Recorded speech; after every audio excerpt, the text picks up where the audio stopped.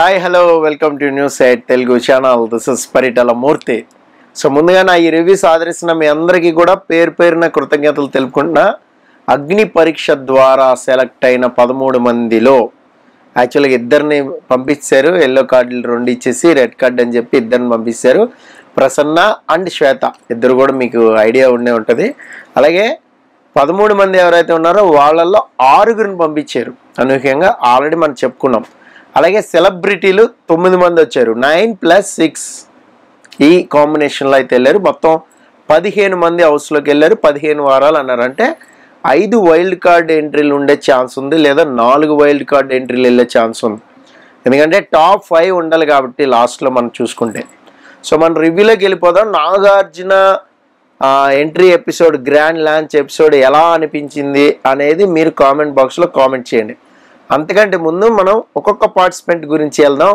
ఎవరు డేంజర్గా ఉన్నారు, ఎవరు అమాయకులుగా ఉన్నారు, ఈ కాన్సెప్ట్తో వెళ్దాం. మనం అనాలిసిస్ చేద్దాం డెప్త్గా.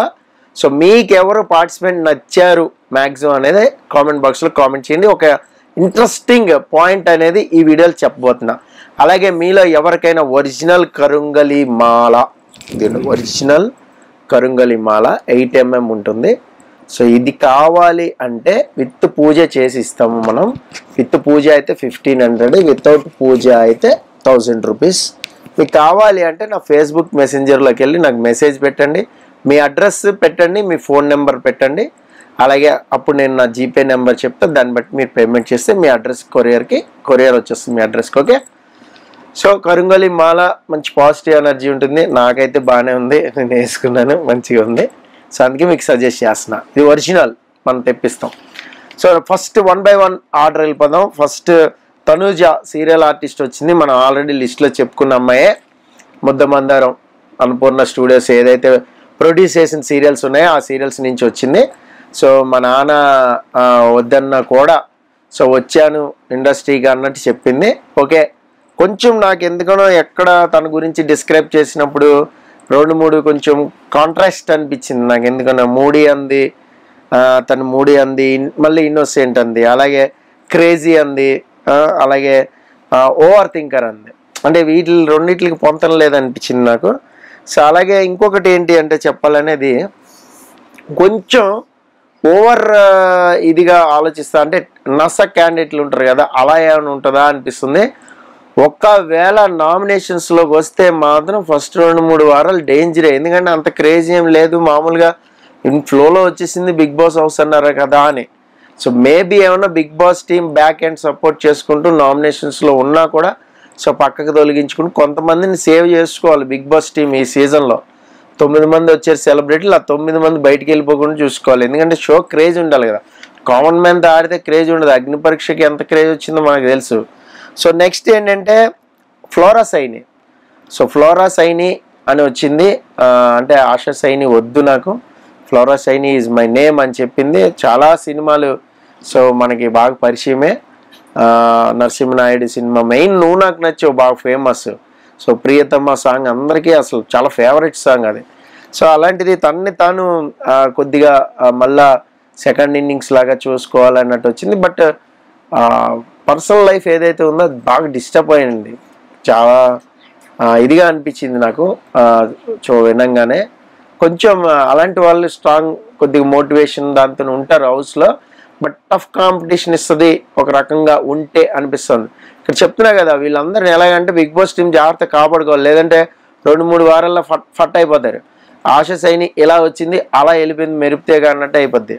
సో నెక్స్ట్ కామనర్ కళ్యాణ్ పడాలా. ఇది ఎక్స్పెక్టెడే. మిలిటరీ పవన్ ఎప్పుడు హౌస్లో ఉంటాడని. యాక్చువల్గా ఓటింగ్ ప్రకారం అన్నారు. ఓటింగ్ ప్రకారం ఎట్లా వచ్చింది అనేది పెద్ద క్వశ్చన్ మార్క్ ఇక్కడ. సో ఓటింగ్ ప్రకారం మీకు తెలుసు ఎవరికి వచ్చింది ఏంటి, అదంతా కూడా లిస్ట్లో ఉంది. బట్ ఇక్కడ వాంటెడ్గా కొంతమందిని సెలెక్ట్ చేశారు. వీళ్ళు ఉంటే బాగుంటుంది హౌస్లో, వీళ్ళ ద్వారా ఒక స్క్రిప్టింగ్ ఉంటుంది, కొంచెం ఏదైనా నడవచ్చు, కొంచెం ఏదైనా కంటెంట్ జనరేట్ చేయొచ్చు అనే ఉద్దేశంతో ఏమైనా కళ్యాణ్ పంపారా అని పర్సనల్గా నాకు అనిపించింది చెప్తున్నా. ఇక మనోడు వాష్రూమ్ డ్యూటీ ఏమంటే ఇటు టక్మని ఆశా సైని వేసాడు. సో ఇక్కడ కావాలనే ఇక జరుగుతూ ఉందన్నమాట హై డ్రామా. అటు ఓనర్స్ వర్సెస్ టెనెంట్స్ కదా. సో ఇంకా ఉంటుంది, ముందు ఉంటుంది. ఆ బెడ్ కోసం దానికోసం చాలా తిప్పలు అనేవి ఉంటాయి. ఇక నెక్స్ట్ ఇమాన్యుయల్ వచ్చాడు. కొంచెం ఓకే అనిపించింది నాకైతే. కొద్దిగా కాస్త ఎటకారం ఉన్నట్టే ఉంది. కాస్త ఏదైనా టక్మని ఏదైనా మాట్లాడేసినా పక్కన వాళ్ళు ఖచ్చితంగా హట్ అయ్యి డెఫినెట్గా ఇచ్చేస్తారు. ఏదైతే ఇవ్వాలనుకుంటున్నారో అది ఇచ్చేస్తారు. మరి ఈసారి సో నో సింపతి అని నేను అనుకుంటున్నా. వర్కౌట్ అవ్వదు సింపతి అనేది. ఇప్పుడు ఇమాన్యుయల్ కొంచెం తన ఏవి చూసినప్పుడల్లా అది మనకి చూపించినప్పుడల్లా కొంచెం బాగానే అనిపించింది. అంటే కష్టపడి పైకి వచ్చాడు, బాగా వచ్చాడు. కానీ ఆ సింపతి గేమ్ నడవదేమో బిగ్ బాస్ హౌస్లో నాకు అనిపిస్తుంది. సో ఇమాన్యుయల్ ఒరిజినాలిటీ బయటకు వస్తేనే పబ్లిక్ యాక్సెప్ట్ చేస్తారు. అలా కాకుండా సేఫ్ గేమ్, చాలా సేఫెస్ట్ గేమ్ ఆడితే కనిపెట్టేస్తారు. అక్కడ కొంచెం జాగ్రత్తగా ఉండాలి. మనోడు రైటరే కాబట్టి మరి ఎలా ఉంటుందో ఏంటనేది చూద్దాం. నెక్స్ట్ సృష్టి వర్మ కొరియోగ్రాఫర్. స్ట్రాంగ్గా ఉండాలి. మనం ఏదైనా ముక్సుటిగా చెప్పేయాలంటుంది, అది నేర్చుకున్నా అంటుంది. సో అతిగా కొంచెం అనిపిస్తుందా నాకు, ఎక్కడో కొడుతుంది కొద్దిగా, కాస్త అతిగా చేస్తుందా అనిపిస్తుంది. Let's see. మనం 2-3 రోజులు అయ్యి ఒక టాస్క్ ఆడితే కానీ ఎవరిది చెప్పలేం. ఎందుకంటే కొంత నెగిటివిటీ స్ప్రెడ్ అయి ఉంది. కొన్ని వర్గంలో, కొంత వర్గంలో పాజిటివిటీ కూడా ఉంది. సో నెగిటివిటీ ఎక్కువ ఇంపాక్ట్ చూపెట్టింది అనుకోండి సోషల్ మీడియా, ఈ ఓటింగ్ ప్రకారం వెళ్తే మాత్రం బిస్కెటే, డౌట్ లేదు. అట్లా కాకుండా సో బిగ్ బాస్ గేమ్ని చూసి ఓటేస్తే మాత్రం ఖచ్చితంగా జెన్యూన్ విన్నర్ అనేది బయటకు వస్తారు. ఆ రోజులు మ్యాక్సిమం పోయినాయి. గత 3-4 సీజన్లు మనం చూస్తున్నాం. సో జెన్యూన్గా గేమ్ ఆడిన వాళ్ళు ఎవ్వరు కూడా అంత టాప్ 5కి వెళ్ళిన వాళ్ళు ఉన్నట్లా. కన్నింగ్గా గేమ్ ఆడో లేదంటే ఏదో చేసో, గ్యామ్లింగ్ చేసో, అది చేసో ఇది చేసో వాళ్ళే అక్కడి వరకు వెళ్తున్నారు. సో వాట్ ఎవర్ మనకి ఏదనిపిస్తుందో స్ట్రాంగ్గా ఉన్న వాళ్ళు మాత్రం కొంతమంది విన్నర్ అవుతున్నారు. సో అక్కడి వరకు వెళ్ళిన వాళ్ళు విన్నర్ అవుతున్నారు. సో బట్ అయితే చూద్దాం మరి సృష్టి వర్మ ఎలా ఉంటుంది ఏంటి అనేది. నెక్స్ట్ బిందు మాధవి వచ్చింది. స్టేజ్ మీద సెలెక్ట్ చేసింది హృదయం మానవ్. హృదయమే లేని మనిషి అంది. మరి సెలెక్ట్ అయితే చేసింది. సో మనోడు వెళ్ళాడు, హౌస్ మొత్తం క్లీనింగ్ ఇమ్మాన్యుయల్కి ఇచ్చాడు. ఏదో ఒక కంటెంట్ ఇవ్వడానికి జనరేట్ చేస్తాడు హరిత హరీష్ అని అయితే నాకు స్ట్రాంగ్ ఫీలింగ్. ఆల్రెడీ మీరు కమింగ్ అప్ చూసుంటారు, కొంతమంది నైట్ లోపల జరిగిన గొడవ కూడా చూశారు. సో దాని గురించి నెక్స్ట్ వీడియోలో మాట్లాడదాం. అయితే హృదయ మానవ్ ఖచ్చితంగా ఏదో ఒక కంటెంట్ జనరేట్ చేస్తాడు. ఎక్కడో అక్కడ ఖచ్చితంగా డెఫినెట్గా ఆర్గ్యుమెంట్ అనేది పెడతాడు. లాజిక్ ఉంటుందా ఇల్లాజికల్ ఉంటుందా మర్చిపోదాం. సో హరిత హరీష్ మనోడు ఇమ్మాన్యుయల్ మీద వేసాడు తనకి ఇచ్చిన టాస్క్ ఏదైతే ఉందో house cleaning. Next Barni Shankar artist కాస్త అదేదో బాక్స్ తెచ్చుకున్నాడు సెంటిమెంట్గా. మరి బిగ్ బాస్ టీం ఏం మాట్లాడుకున్నారు ఏంటి, తెర వెనక్కి వెళ్ళారు. సరే అలా చేయండి, దాని గురించి ఏదో స్టోరీ చెప్తాడు కదా, అది కాస్త కంటెంట్ జనరేట్ అవుతుంది. డెఫినెట్గా ఏదో ఒకటి మనకి ఇన్పుట్ వస్తే ప్రోమో కట్లైనా వస్తాయి అనుకున్నారు, ఏమనుకున్నారు. కానీ మొత్తానికి అయితే బర్నీని అయితే లోపలికి పంపారు. అది కూడా అది ఇచ్చి బ్రేస్లెట్ అది ఏదైతే ఉందో హార్ట్ సింబల్, అది మేబీ వాళ్ళ మదర్కి సంబంధించి సెంటిమెంట్ అని మనకి ఏవీలో ఆల్రెడీ చెప్పాడు. మరి ఎందుకు ఇంకా సస్పెన్స్ గురించి లోపలికి వెళ్ళి చెప్పడం అంటే ఎలాబొరేటెడ్గా స్టోరీ చెప్తాడేమో అని. So that's way. ఇంకా రీతు చౌదరి నెక్స్ట్ వచ్చింది. కొంచెం తనకి ఈ షో ఎలా ఆడాలి ఏంటి, ఎలా ఉండాలి, ఎక్కడ కెమెరాలు ఉన్నాయి ఏంటి, ఇదంతా కూడా తెలుసు బాగా. అసలు ఇట్లా కాసి వడపోసి పట్టేసింది అనమాట. సో అప్పుడు హర్యానా ఎట్లా వచ్చిందో హర్యానాకి 2 రెట్లు ఉంటుంది, డౌటే లేదు. సో మరి ఆర్గ్యుమెంట్లో గెలుస్తుందా లేదంటే తింగర్ లాజిక్స్ వర్కౌట్ చేస్తే మాత్రం అమ్మడు కొంచెం కష్టమే. ఆ ఓవర్ యాక్షన్ మీరు భరించలేరు. నేను ముందే చెప్తున్నా, మన రివ్యూలో కూడా మాట్లాడుకుందాం. సో మీకు పర్సనల్గా ఎవరు ఏ కంటెస్టెంట్ వచ్చారో కామెంట్ చేయండి, మనం తర్వాత దీని గురించి డీటెయిల్గా డిస్కస్ చేసుకుందాం. నెక్స్ట్ పవన్ని కొంచెం పవన్ డిమాంది కొంచెం సెలక్షన్ అనేది నాకు ఎందుకనో కాస్త అన్ఫేర్గా అనిపించింది. తనకంటే కూడా బాగా కంటెంట్ జనరేట్ చేసిన వాళ్ళు, బాగా టాస్క్లు ఆడిన వాళ్ళు కూడా ఉన్నారు అక్కడ. సో గ్లామర్ పరంగా తీసుకున్నా మీకు అమ్మాయిల్లోంచి ఒకరిని సెలెక్ట్ చేయొచ్చు, ఐదర్ అనుష ఆర్ దాలియా, ఎవరో ఒకరిని సెలెక్ట్ చేయొచ్చు, దివ్య. సో ఎవరో ఒకరిని తీసుకోవచ్చు. మరి ఎందుకని మనల్ని అటు సైడ్ పంపించారు అనేది తెలియాలి. 4 మేల్ కంటెస్టెంట్స్ వెళ్ళారు చూడండి, 2 ఫీమేల్ వెళ్ళారు, Priya and Sreja. So next Sanjana heroine వచ్చింది. సో తన మీద ఉన్న ఎలిగేషన్ అనేది పోగొట్టుకోవాలి, ఎట్టి పరిస్థితుల్లో మనం సో ఇందులోకి రావాలి అని అయితే అనుకుంది. అయితే ఇక్కడ ఇంకొకటి ఉంది పాయింట్ ఏంటంటే, తనకి సంబంధం లేని కేసులో అని అన్నారు, క్లీన్ చిట్ ఇచ్చారు తర్వాత అన్నారు. చాలా స్టోరీలు అనేవి వచ్చినాయి తన మీద, డ్రగ్స్ ఎలిగేషన్స్ ఉన్నాయి, అవి ఉన్నాయి, చాలా ఉన్నాయి జరిగాయి. బట్ ఏంటంటే ప్లెయిన్గా వచ్చేసింది. అంటే బిగ్ బాస్ షో మనకి కన్నడలో అలవాటు, కన్నడ సీజన్ 1 చేసింది తను, కన్నడలో అలవాటు, ఇట్లుంటుంది షో, ముందుకు వెళ్తామే, వారాలు నామినేషన్స్ ఉంటాయి, ఎలిమినేషన్స్ ఉంటాయి, టాస్క్లు ఉంటాయి, ఇదంతా తెలుసు. షో ప్యాటర్న్ తెలుసు, అందరికీ షో ప్యాటర్న్ తెలుసు. బట్ ఇక్కడ తెలుగులోకి వచ్చేసరికి ఏంటంటే గత 3-4 సీజన్లుగా చూస్తుంది, వాట్ ఎవర్ సోషల్ మీడియాలో ఫేమ్ ఏదైతే ఉందో అదే ముందుకు తీసుకెళ్తుంది ఒక 4-5 వారాలు మిమ్మల్ని. సో ఇద్దరు మీరు నామినేషన్లో ఉన్నా లేకున్నా, ఫస్ట్ టైం వచ్చినా. సో ఇక్కడ వీళ్ళకి ఎలా ఉంటుంది అంటే ఆశా సైని కానీ, మనకి తనుజ కానీ, ఈవెన్ తిను సంజన కానీ, వీళ్ళు ఎలా ఉంటుంది, షష్ఠి కానీ, షష్ఠికి మేబీ కొంతమంది ఫ్యాన్ ఫాలోయింగ్ ఉండొచ్చు. సో వీళ్ళకి ఎలా ఉంటుందంటే సంజన ఎలాంటి ఫస్ట్ వీక్ నామినేషన్లోకి వచ్చారు, అదర్ సెకండ్ వచ్చారు, అవుట్ అయిపోతారు. అంటే ఆ ఓట్ బ్యాంక్ అనేది తెచ్చుకోలేరు. ఇప్పుడు చూడండి కుకింగ్ వేసుకున్న మీద కుకింగ్ రాదు. సో ఎట్లా సర్వైవ్ అవుతుంది అంటే ఎలాంటి కంటెంట్ జనరేట్ చేస్తుంది, స్క్రీన్ స్పేస్ అనేది ఉండదు. దానివల్ల ఏంటి, ఆడియన్స్ ఓట్ అనేది వేయరు. సో బాగా ఆడారు వీళ్ళని ఎప్పుడు అనిపిస్తుంది మీకు, 3-4 వారాలు కంటిన్యూస్గా చూస్తే అనిపిస్తుంది. సో ఫస్ట్ 2 వారాల్లో you can't decide. Even analysis చేసిన వాళ్ళు కూడా అరే అది అన్ఫేర్గా వెళ్ళిపోయింది అనిపిస్తూ ఉంటుంది. సో తర్వాత మీకు రామ్ రాథోడ్, ఇది ఇంట్రెస్టింగ్ ఎలిమెంట్ చెప్తా అన్నా కదా స్టార్టింగ్లో, అదే ఈ పాయింట్ అనమాట. 11 కంటెస్టెంట్ చూసుకోండి, మనకి సీజన్